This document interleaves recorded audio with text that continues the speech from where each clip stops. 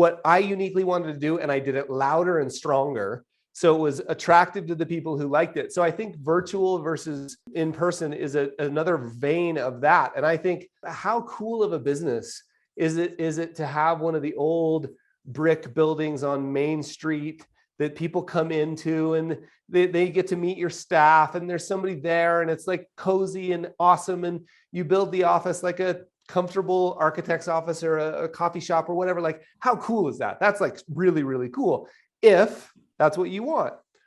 And then how amazing is it that we've got people building like world-class businesses, highly specialized niches that are serving people all over the world, 100% remote, that they've never even met.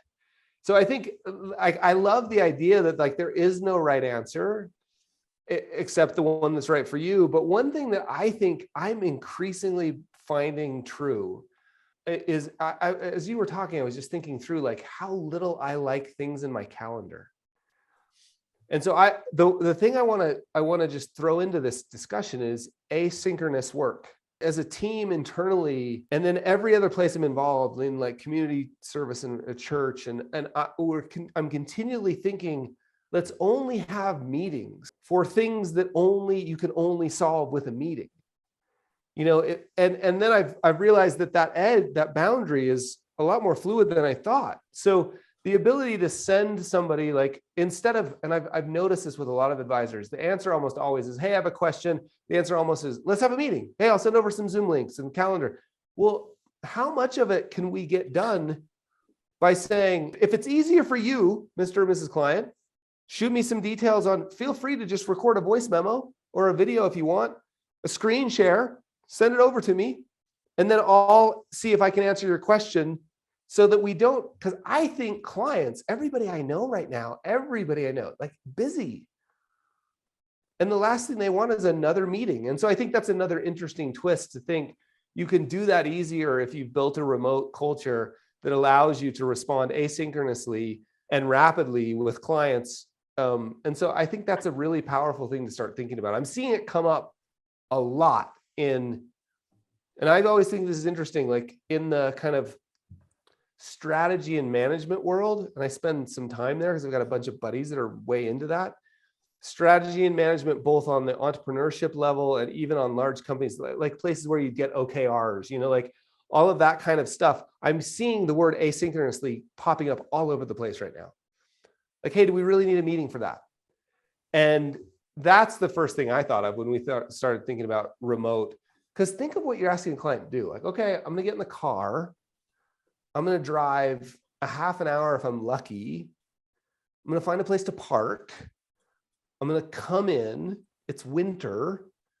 And then I'm going to drive home.